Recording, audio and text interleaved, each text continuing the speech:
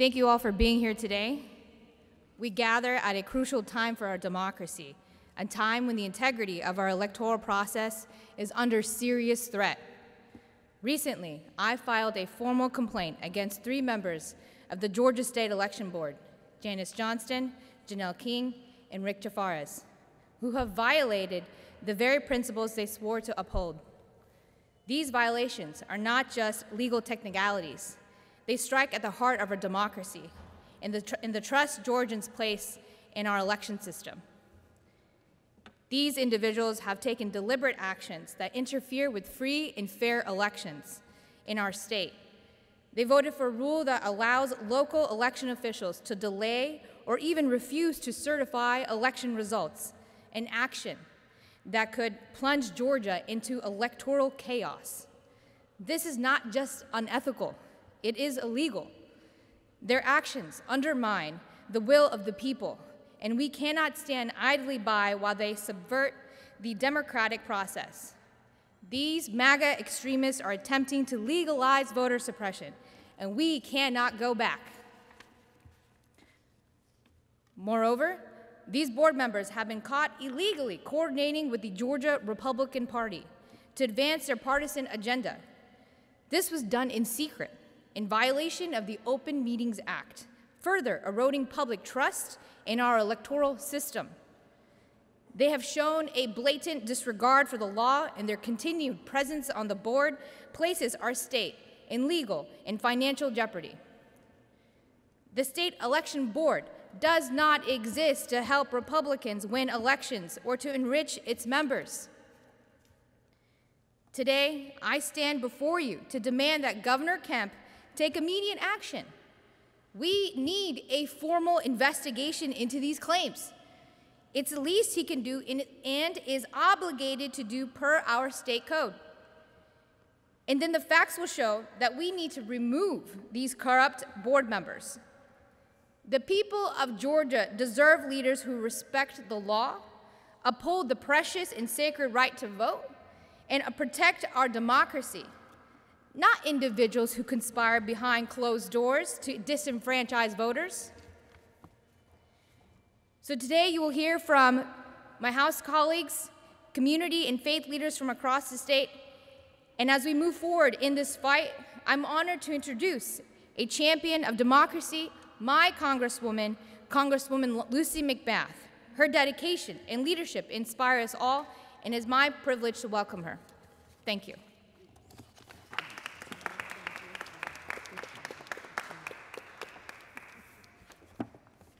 Well, good morning. Good morning. And thank you, Senator Islam Parks, for your kind words and for your initiative. I am so grateful for your leadership and all of the leaders that stand with me here, but your leadership in the State Senate, and I always continue to stand up and fight with you in Washington, as I know you were doing right here in the state of Georgia. And I know Leader Butler could not be here with us today, but I just want to say thank you to her for her tireless advocacy in the Georgia State Senate. Our state is undoubtedly stronger and more resilient because of Senator Butler's leadership. And I'm so thankful that I've been able to see her work up close and to learn from her directly. I'd also like to thank Representative Park, Representative Draper, and everyone who is joining us here today. These are phenomenal leaders in the state of Georgia that are standing up and leading on behalf of our communities. The fight for equal rights is personal to me. Growing up, my father led the Illinois branch of the NAACP. I saw up close every single day as he and my mother sacrificed day after day after day to ensure that we were treated equally under the law. My parents believed in their shared stakeholdership over America, that though they had not been born with the same rights and the same privileges as other Americans, they owed their diligence diligence, and wits to ensure that no American's voice would be left out or left behind in the decision-making process. And my parents weren't alone. Countless Americans marched, they fought, and they perished to uphold the principles of this nation. Thanks to all of their efforts, each succeeding generation has pushed the front line forward. Make no mistake, what is unfolding in Georgia is nothing less than a concerted effort to subvert democracy and move us backwards. In the last decade, Georgia has seen folks like Raphael Warnock, Jon Ossoff, and Stacey Abrams work to lay the groundwork and change our state. Georgia made history by sending a Democrat to the White House, and not one, but 2 Democratic senators to Capitol Hill. The people of Georgia spoke out. We spoke out against hate, against divisive rhetoric. We stood together to say unequivocally, we deserve better. In direct response, we've witnessed something much more sinister. We saw numerous efforts to silence our voices, to silence us at the ballot box. Republicans passed restrictions on ballot access throughout our entire state, making it harder to vote, especially in communities of color.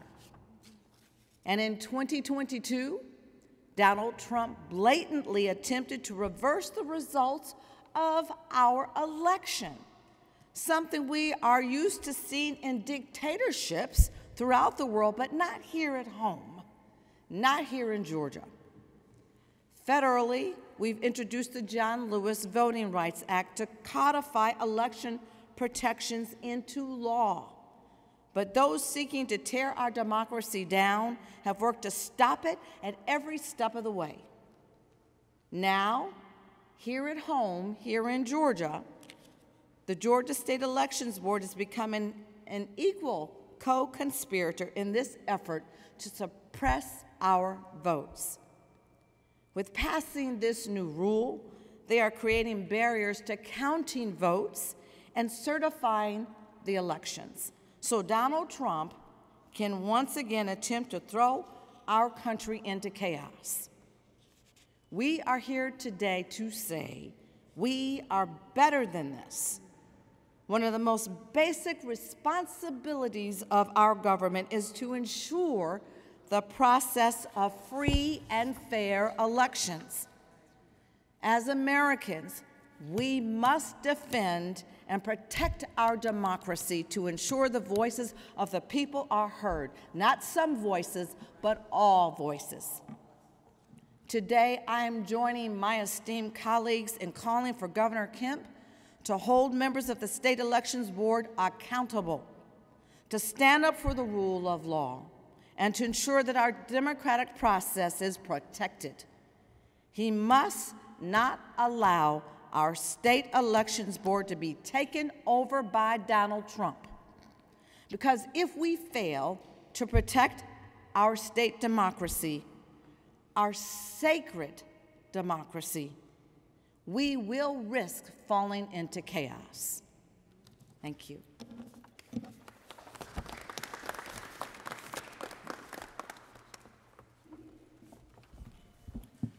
My name is Wayne Kendall. I'm an attorney here in the state of Georgia. I have the honor and the privilege of coming before you this morning to bring attention to what we consider to be a grave injustice perpetrated on the voters in the state of Georgia by 3 members of the State Election Board, Janice Johnston, Janelle King, and Rick Jafares. I have also the privilege of standing before you and these elected leaders, community leaders, and religious leaders to bring attention to what we consider to be several ethics violations by these 3 particular members who have demonstrated a concerted effort and a desire to be hell-bent on subverting the election laws of the state of Georgia through these rules and regulations that they have recently passed after election officials have asked them to stop and halt what they have considered to be a concerted effort to inject confusion and chaos into the election machinery of the state of Georgia. First, we have a violation of the Open Meetings Act, whereby these three members initiated a meeting on July the 12th to institute several rules and regulation changes that were given to them by the Republican Party of Georgia, which had never been sent through the process, the original and a proper process, which is called for by the Open Meetings Act, which involves notice of the proposed changes, that involved posting of these changes on the website, and involved sending out notices to all the constituents, including the public and other members of the State Board of Elections. They failed to uphold the laws. The state ethics law requires that all members of boards, commissions, and authorities should uphold the laws of the state of Georgia. And when members of the state election board take it upon themselves to totally ignore the advice of counsel, the state law department, which advised them that the meeting that they held on July the 12th was an illegal meeting, then these particular individuals have shown a disdain and a desire to violate the law, that they should be called upon to resign their positions. And if they don't resign their positions, then the governor has an absolute duty under the State Ethics Act to remove these particular individuals from office. Three persons, Kathy Willard, Randall Mangum, who is a candidate for District 55, Senate District here in the state of Georgia, and Senator Nabila Islam Parks, has called on the governor to remove these particular individuals for violations of state law. The governor should forthwith act to remove these rogue members of his party from the election board here in the state of Georgia. We call upon him to do so, and we call upon him to do so forthwith. The law requires him to hold a hearing, and what has been the practice in the past is that he would refer those complaints over to the State Office of Administrative Hearings for them to appoint an administrative law judge, and for that law judge to hold a hearing to inquire into the facts and the evidence to make a determination as to whether a recommendation should be made to the governor to remove these particular individuals from office. We think that with all of the media attention that has been brought to bear, the facts that have been put forth, the emails that have been uncovered, which indicate that these individuals are more or less pursuing an agenda of partisan political motives, that they should be removed from office and should be removed from office forthwith. So we call attention to those complaints. We ask the governor to forthwith go forward and hold a hearing, send this matter over to the Office of Administrative Hearings for an administrative law judge to be appointed, and for these particular three complaints to be heard, and to be heard before the November election, so that these particular individuals can stop the chaos and the confusion that they are engendering into the election machinery of the state of Georgia. Thank you. All right. Good morning. My name is Sam Park, and I serve as whip of the Georgia House Democratic Caucus. As you all may know, 3 pro-Trump, anti-democracy members of Georgia's State Election Board are overstepping their authority by changing our election rules. After Trump praised them, they passed new rules that can enable Trump and his allies to obstruct certification of Georgia's 2024 election results. One new rule gives partisan county election officials more power and allows them to delay or block certification of election results if they disagree with the outcome. This directly conflicts with Georgia law, which states that local election officials shall perform their duties, making their responsibilities mandatory, not discretionary. House Democrats have urged Speaker John Burns to remove Trump-aligned Janelle King from the election board. Time is running out, and we've received no response. So now we are escalating our concerns by calling on Governor Kemp to investigate election board members Jeffries, Johnston, and King for potential conflicts of interest, ethical issues, and unlawful actions that raise serious concerns about the integrity of Georgia's election administration. Georgia law grants Governor Kemp the authority to investigate and remove election board members if they violated the law. Even though Governor Kemp supports Trump for president, he should agree Trump should win Georgians' votes fair and square. Again, even though Governor Kemp supports Trump for president, he should agree Trump should win Georgians' votes fair and square. In the face of this threat to the fair and lawful administration of Georgia elections, Governor Kemp must investigate these members and set an administrative hearing as soon as possible.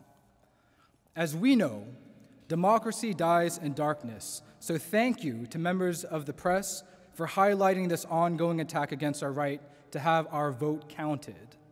To my fellow Georgians concerned about the brazen attempts to undermine election administration, the best way to counter these undemocratic, un-American efforts is to turn out and vote in numbers that leave no room for doubt. Now is a time to organize, volunteer, and most importantly, vote. We are 70 days away from Election Day. Talk to your friends, your family, your neighbors, especially those who don't usually vote. In the words of John Lewis, the vote is the most powerful, nonviolent change agent we have in a democratic society. We have the power to protect our democracy one vote at a time, and we must use it. With that, I will turn it over to Representative Syra Draper. Thank you.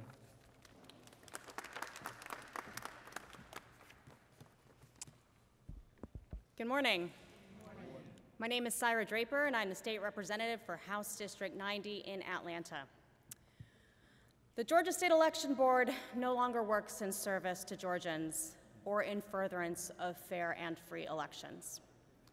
The State Election Board has been taken over by far-right MAGA extremists. The new majority is made of Trump loyalists, people willing to ignore the Constitution, fairness, and facts, if that means getting Donald Trump back in power. Their strategy is clear. They will continue to make 11th hour changes, and when something goes wrong, no matter how minor, they will point to the errors as justification for questioning any election results they do not like.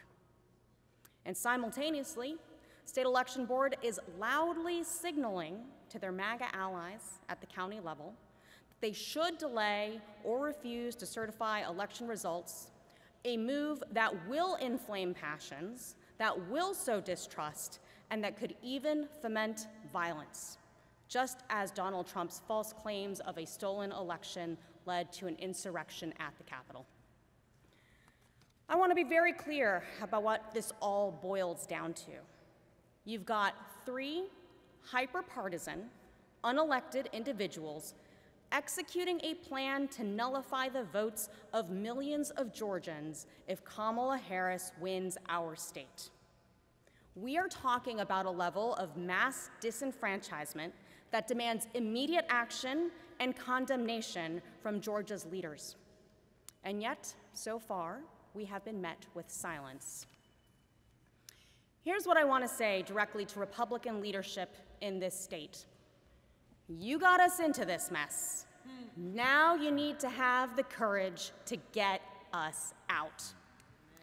We would not be in this precarious position with a MAGA election deniers in control of the State Election Board had Republicans not totally capitulated to the far right. And what do I mean by that? Republicans passed legislation to kick the Secretary of State off of the State Election Board. The governor signed that bill into law. The Speaker of the House folded under pressure not to reappoint his former appointee to the state election board, someone who respected the rule of law, and he replaced that member with the far right's pick, giving MAGA the majority.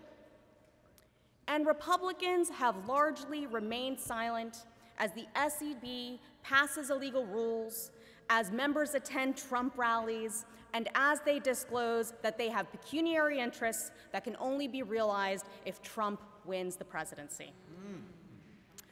Governor Kemp, you and your party talk a lot about election integrity. Well, Georgians know that the highest form of election integrity is allowing election results to reflect the will of the voters, no matter what that is. The time to take a stand is now.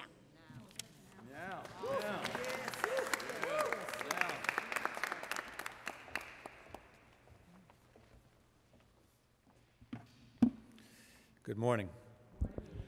My name is the Reverend Dr. David Alexander from Spiritual Living Center of Atlanta. And on Monday, when I opened social media feed and read my state senator, Nabila Islam Parks' letter to Governor Kemp, I knew that we had not just a civil rights issue, a legal issue, but also a moral issue before us. And so we crafted a letter, sent it out to clergy across the state, and I'm proud to be standing here today with clergy from across the city and the state behind me on the steps, representing 97 signatures that have already been added to the letter, and the list is growing. Our letter that we are delivering to the governor today says this: Dear Governor Kemp, we, the undersigned clergy from across the great state of Georgia, write to you out of a deep sense of moral urgency regarding the actions of these members of the Senate Election Board.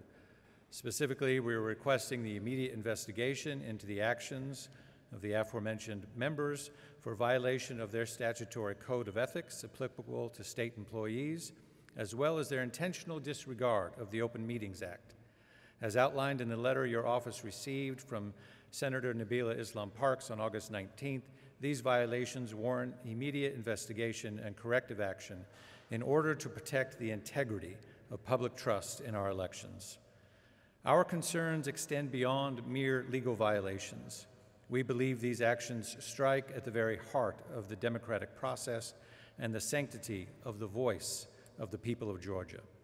As clergy, we are tasked with nurturing the spiritual well-being of our congregations, and part of this duty involves standing up for justice, integrity, and the protection of every person's God-given right to be heard. I'm Reverend Misha Sanders, community minister and chaplain in the Unitarian Universalist tradition, part 2 of this letter drafted by my colleagues. In the ancient Hebrew creation story, the word kol is used for voice, the very essence of divine communication.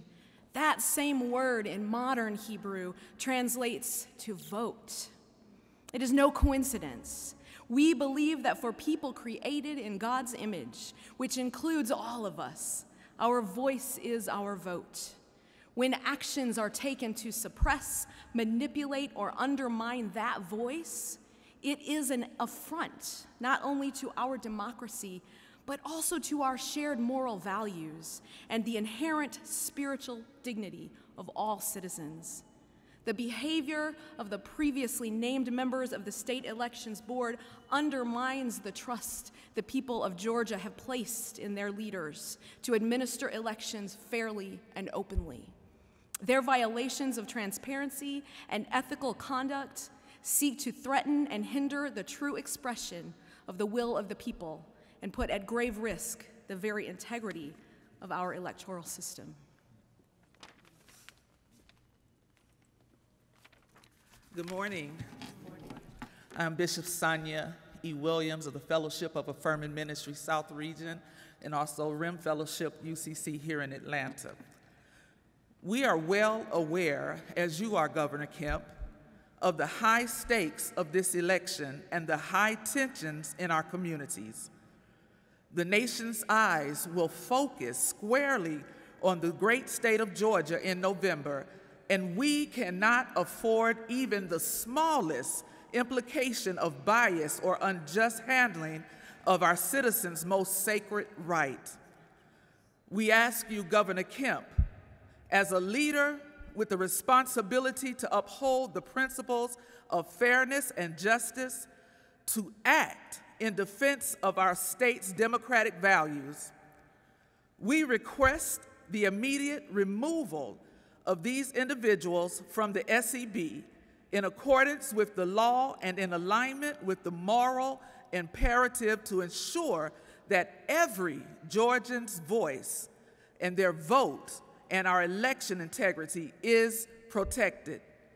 In the spirit of justice and the pursuit of righteousness, we trust you that you will consider this request with the seriousness it demands. Sincerely, Georgia clergy. All right.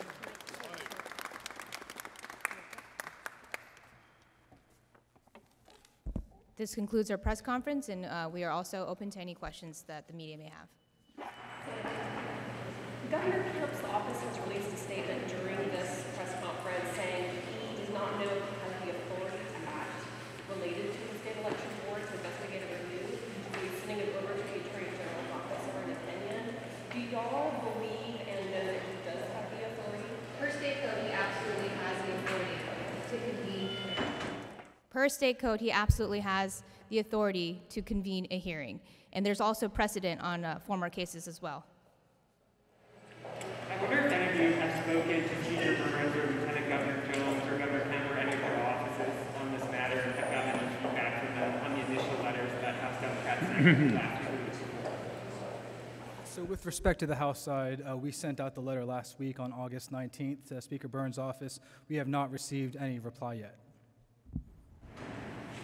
What's the timeline as far as a deadline to where the governor would have to make a decision if it does go to hearings?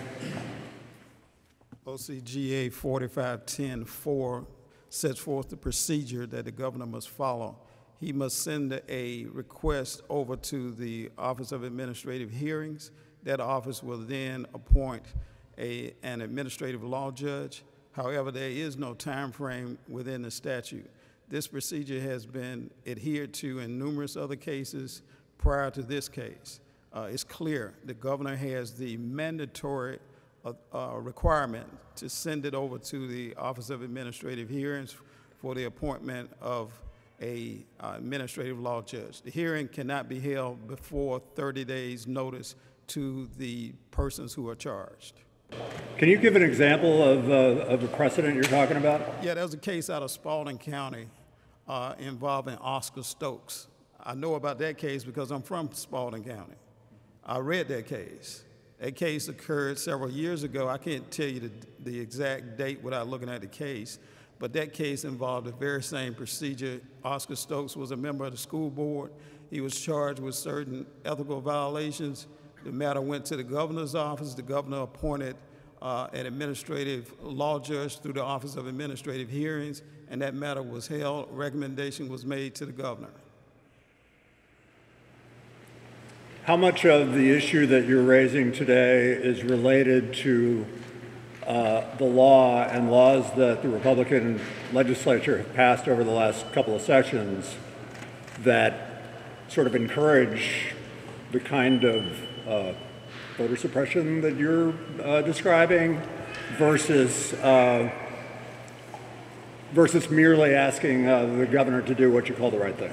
Well, look, you know, after Trump lost the state in 2020, we saw Republicans in the state legislature pass law after law taking bipartisan local election boards and making them majority Republican.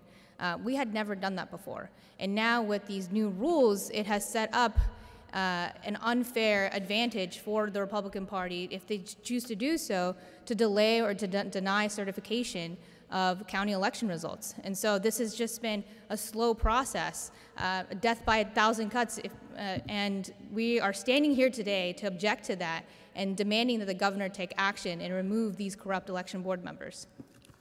If everything goes according to the way you would like it to go and have you straightforward. But what would that do to the changes we've already made? Are we too far out for them to revert to where they have been? Oh, that's a good question. These changes that have recently been made were made after persons who are candidates for office qualified to become candidates for office.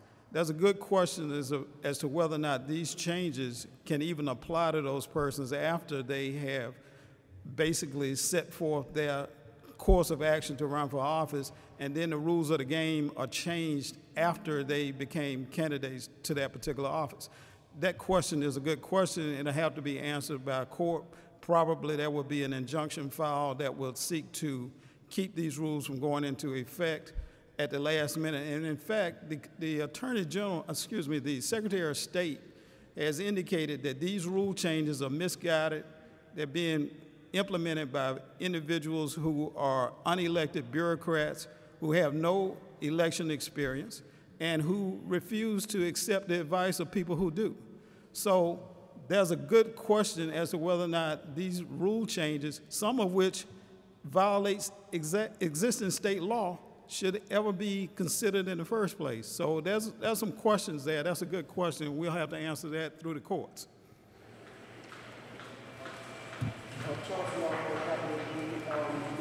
What is the worst case scenario? Let's say that this the governor doesn't listen to what you guys are saying, and on election night, the rules are stay as they are. What's the worst case scenario for voters in Georgia to see on election night in the days that follow as a result of these changes?